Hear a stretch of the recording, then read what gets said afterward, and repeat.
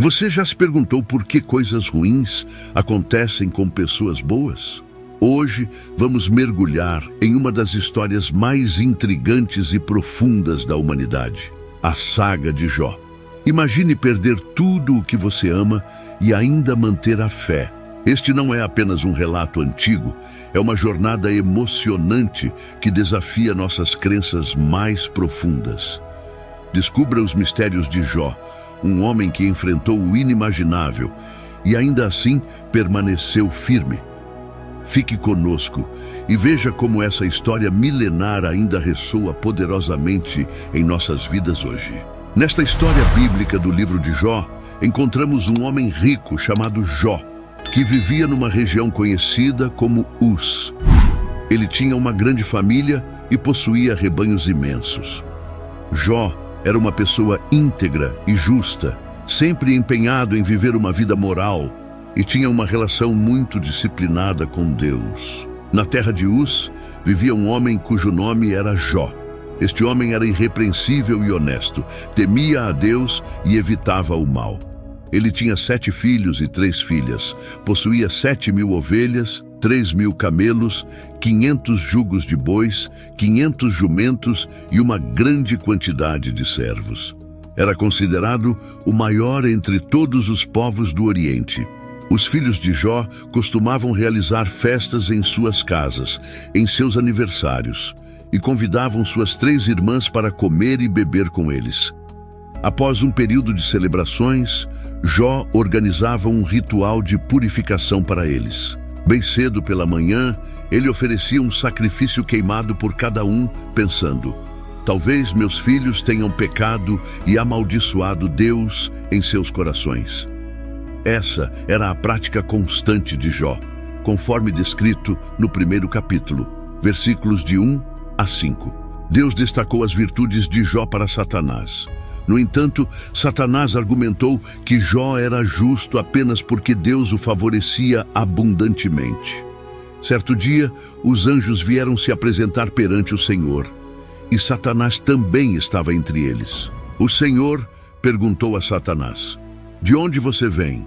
Satanás respondeu ao Senhor andando por toda a terra, indo e vindo por ela. Então, o Senhor disse a Satanás: você reparou no meu servo Jó? Não há ninguém na terra como ele, um homem íntegro e correto, que teme a Deus e evita o mal. Será que Jó teme a Deus sem motivo? Replicou Satanás. Você não colocou uma proteção ao redor dele, de sua casa e de tudo o que ele possui? Você abençoou tudo o que ele faz, e seus rebanhos e manadas se espalharam pela terra. Esses diálogos entre Deus e Satanás são narrados no livro de Jó, capítulo 1, versículos de 6 a 10. Satanás desafiou Deus, dizendo que se fosse permitido infligir sofrimento a Jó, ele mudaria e amaldiçoaria a Deus. Deus permitiu que Satanás atormentasse Jó para testar essa ousada afirmação, mas proibiu que tirasse a vida de Jó. Mas estenda a sua mão e ataque tudo o que ele possui, e com certeza ele o amaldiçoará na sua cara, disse o Senhor a Satanás. Muito bem, então, tudo o que ele possui está em seu poder, mas não ponha a mão sobre o próprio homem. Então, Satanás saiu da presença do Senhor. Estes eventos são descritos no livro de Jó, capítulo 1, versículos 11 e 12. Jó recebeu 4 notícias num único dia, informando que suas ovelhas, servos e 10 filhos haviam morrido, vítimas de invasores ladrões ou desastres naturais. Num dia, enquanto os filhos e filhas de Jó estavam festejando e bebendo vinho na casa do irmão mais velho, um mensageiro chegou até Jó e disse: os bois estavam arando e os jumentos pastando por perto, quando os sabeus atacaram e os levaram. Eles mataram os servos à espada, e eu fui o único que escapou para contar a você. Enquanto ele ainda falava, outro mensageiro chegou e disse: o fogo de Deus caiu dos céus e queimou as ovelhas e os servos, e eu fui o único que escapou para contar a você. Enquanto este ainda falava, chegou mais um mensageiro. Os caldeus formaram 3 grupos de ataque e deram um ataque surpresa aos seus camelos, levando-os embora. Eles mataram os servos à espada e eu fui o único que conseguiu escapar para lhe informar. Ainda falando, outro mensageiro chegou dizendo: seus filhos e filhas estavam festejando e bebendo vinho na casa do irmão mais velho, quando, de repente, um vento forte veio do deserto e atingiu os 4 cantos da casa. Ela desabou sobre eles e eles morreram. Eu sou o único que escapou para contar a você. Esses eventos trágicos são descritos no livro de Jó, capítulo 1, versículos 13 a 19. No seu luto, Jó rasgou suas vestes e raspou a cabeça, mas ainda assim louvou a Deus em suas orações. Então Jó se levantou, rasgou seu manto, rapou sua cabeça e, prostrado ao chão, adorou, dizendo: nu saí do ventre da minha mãe e nu partirei. O Senhor deu e o Senhor tirou. Bendito seja o nome do Senhor. Em tudo isso, Jó não pecou, nem atribuiu a Deus qualquer falta. Essa resposta de Jó está no livro de Jó, capítulo 1, versículos 20 a 22. Satanás aparece no céu novamente, e Deus lhe dá outra oportunidade para testar Jó. Desta vez, Jó sofre de terríveis feridas na pele. A esposa de Jó tenta persuadi-lo a amaldiçoar Deus e desistir da vida, mas ele resiste e tenta suportar seus sofrimentos. 2 tramas são habilmente entrelaçadas, uma celestial e outra terrena. Os acontecimentos na terra são o resultado de algo que já ocorreu no céu, assim como a guerra na terra imediatamente após um conflito no céu, como no livro do Apocalipse. Elifaz, Bildade e Zofar, 3 amigos de Jó, chegam para consolá-lo, sentando-se com ele em silêncio por 7 dias em respeito ao seu luto. Jó fala no 7º dia, iniciando um diálogo no qual cada um dos 4 homens oferece descrições poéticas de seus problemas. Jó amaldiçoa o dia do seu nascimento, comparando a vida e a morte com a luz e a escuridão. Ele deseja nunca ter nascido e que seu nascimento tivesse sido encoberto pelas trevas, sentindo que a vida apenas aumenta sua agonia. Elifaz responde que Jó, que anteriormente consolava outros, agora admite que nunca foi realmente consciente do sofrimento deles. Elifaz conclui que a dor de Jó deve ser devido a algum pecado que ele cometeu e recomenda que Jó busque o favor de Deus. Bildade e Zofar concordam que Jó deve ter cometido algum mal para provocar a justiça de Deus e argumentam que ele deveria tentar demonstrar um comportamento mais inocente. Bildade supõe que os filhos de Jó trouxeram a morte sobre si mesmos. Pior ainda, Zofar insinua que qualquer erro que Jó tenha cometido mereceria muito mais dor do que a que ele recebeu.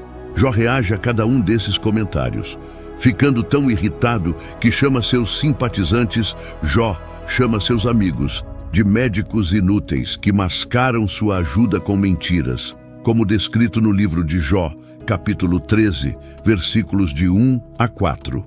Meus ouvidos ouviram e entenderam isso. O que vocês sabem, eu também sei. Não sou inferior a vocês. Mas eu desejo falar com o Todo-Poderoso e discutir o meu caso com Deus. No entanto, vocês me difamam com mentiras. São todos médicos inúteis. Jó questiona por que Deus julga as pessoas com base em suas ações, quando ele poderia facilmente corrigir ou perdoar esses atos. Jó fica perplexo sobre como um ser humano pode satisfazer completamente a justiça de Deus, dado que os caminhos de Deus são misteriosos e além da compreensão humana. Além disso, os humanos não podem convencer Deus com suas palavras. Deus não se deixa enganar e Jó admite que nem mesmo conhece a si mesmo o suficiente para defender seu caso perante Deus. Jó anseia por alguém que possa mediar entre ele e Deus, para que não seja condenado ao Sheol, o submundo. Jó acredita que no céu, Há uma testemunha, o Redentor, que atestará a sua integridade, como ele expressa no capítulo 19, versículo 25. Sei que o meu Redentor vive e que no final ele se levantará sobre a terra. E no capítulo 16, versículo 19, agora mesmo a minha testemunha está no céu, o meu advogado está nas alturas. O sofrimento se torna insuportável para Jó, e ele se torna amargo, ansioso e assustado. Ele lamenta a injustiça de Deus, permitir que pessoas más prosperem, enquanto ele e muitas outras pessoas honestas sofrem.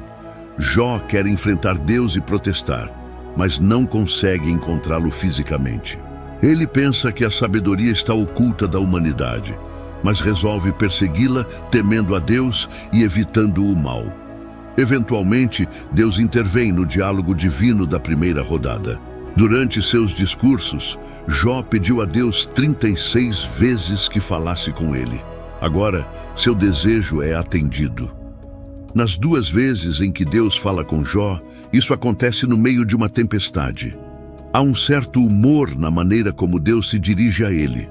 Jó é lembrado por Deus de que ele é o Criador de tudo. Deus percorre sua impressionante atividade de criar e sustentar o mundo, perguntando a Jó se ele poderia igualar essa obra.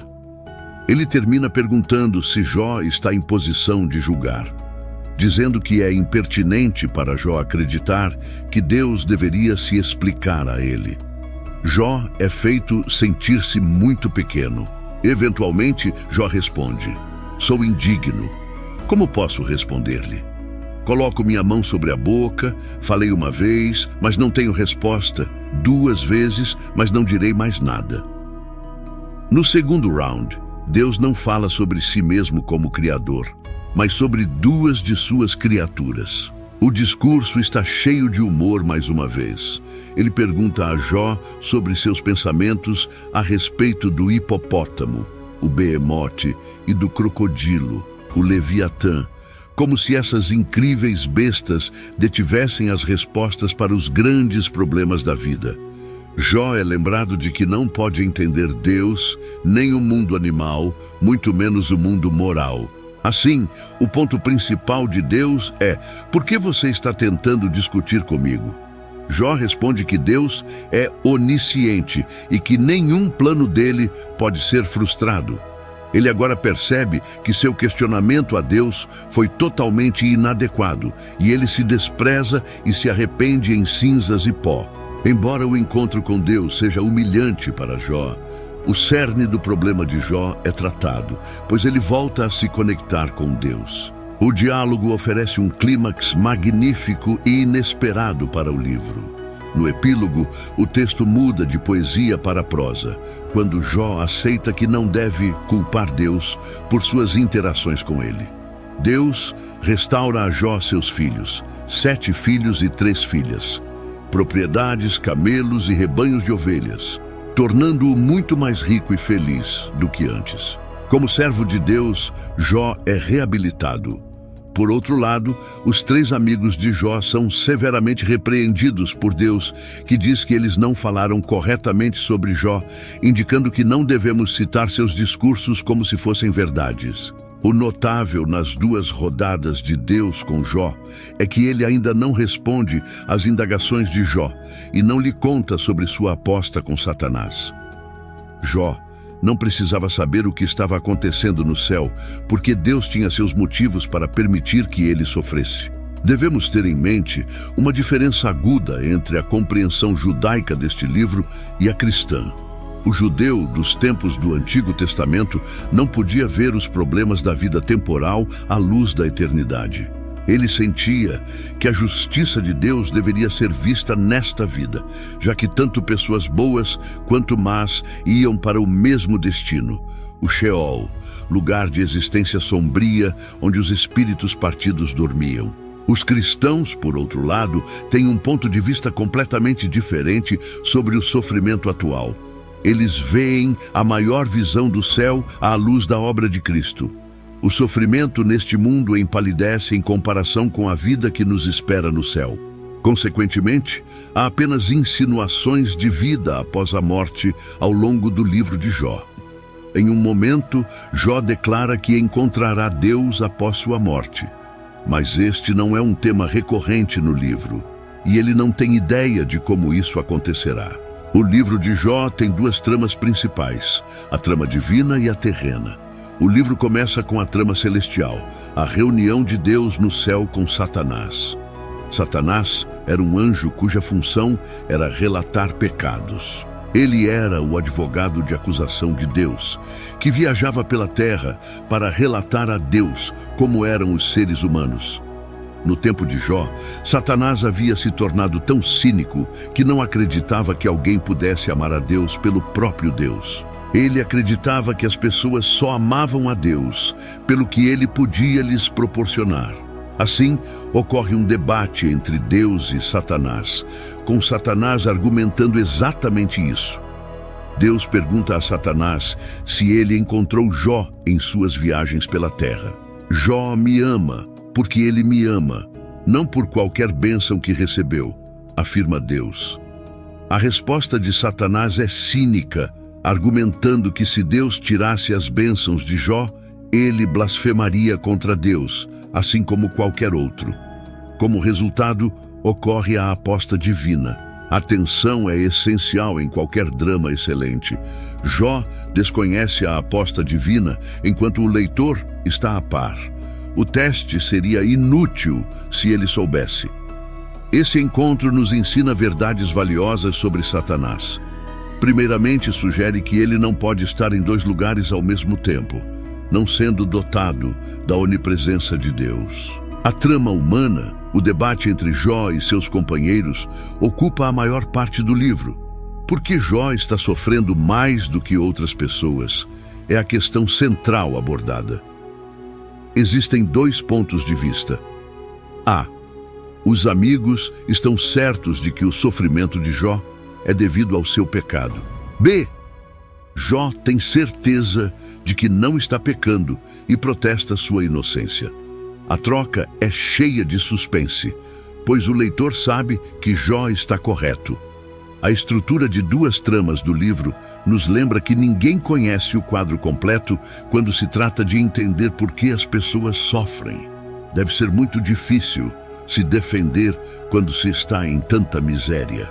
Além da busca por explicações, todos são confrontados com uma pergunta maior.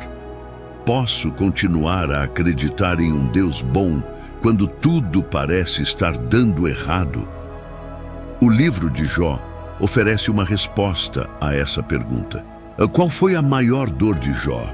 Isso esclarece a importância deste tópico. Foi uma confrontação física. Ele estava coberto de feridas da cabeça aos pés, cansado, exausto e em dor excruciante. Socialmente, devido à sua aparência física e ao fato de que a comunidade local estava ciente de sua recente tragédia, ele se tornou um pária social. As pessoas andavam do outro lado da rua, em vez de conversar com ele, enquanto ele se sentava na pilha de cinzas na extremidade da aldeia. Até os adolescentes riam dele. Mentalmente, ele enfrentou a dor mental de não saber por que essas coisas angustiantes estavam acontecendo com ele, especialmente porque parecia não haver nada em seu passado que apontasse para isso. Espiritualmente, sua angústia espiritual era muito pior do que qualquer outra, pois ele se sentia afastado de Deus. Jó clamou, implorando a Deus para localizá-lo, falar com ele e até mesmo discutir com ele. Essa foi a verdadeira dor mais excruciante. O sofrimento é muito mais agonizante se acreditarmos que Deus está distante e desinteressado. No entanto, quando Jó finalmente conseguiu falar com Deus, as coisas não aconteceram como planejado. Para os cristãos, o livro de Jó pode ser visto no contexto do Novo Testamento. 1. Deus permitiu que Satanás provocasse a morte de Jesus na cruz, com o próprio filho perguntando, "Meu Deus, por quê?" Assim como com Jó, Deus não explicou por quê. Isso sugere que até o Filho de Deus perdeu o contato com o propósito de seu sofrimento sob a intensidade do tormento da crucificação. 2. O cristão entende que a vida continua além da morte. Os problemas do sofrimento não precisam ser resolvidos nesta vida. É interessante notar que na versão grega do livro de Jó, um versículo adicional foi acrescentado, afirmando que ele, Jó, ressuscitará com aqueles que o Senhor ressuscitar. 3. Essa esperança de ressurreição nos lembra que haverá uma reivindicação final de Jó. Os cristãos acreditam que Jesus retornará para julgar os vivos e os mortos no final dos tempos. Um dia haverá uma cena de tribunal em que Jesus se sentará como juiz, e todas as pessoas más e piedosas que já viveram estarão diante de seu trono para serem julgadas de acordo com suas ações no corpo. Então, tudo pelo que Jó ansiou está prestes a se tornar realidade. A justiça de Deus será aplicada a toda a raça humana em uma reivindicação pública de justiça. Acabamos de explorar as profundezas da história de Jó, uma jornada de fé, sofrimento e redenção que toca a alma e desafia nossa compreensão. Se você se sentiu inspirado, intrigado ou até mesmo questionando, saiba que há muito mais a descobrir. Cada história que compartilhamos aqui é uma nova oportunidade de olhar para dentro de nós mesmos e para o mundo ao nosso redor. Não perca nenhum momento dessas explorações fascinantes. Inscreva-se agora. Dê um like se você se conectou com a história de hoje e compartilhe nos comentários como ela impactou você. E não se esqueça de compartilhar este vídeo com alguém que, como você, ama desvendar os mistérios da vida e da fé. Juntos, vamos continuar essa jornada de descoberta e inspiração. Obrigado por assistir e até a próxima. E enquanto fechamos mais um capítulo juntos, eu sei que algumas questões podem ainda ecoar em sua mente. Você pode estar se perguntando como pode navegar pelas complexidades da vida espiritual e desbloquear um caminho de abundância e bênçãos. A jornada é desafiadora, mas você não precisa caminhar sozinho.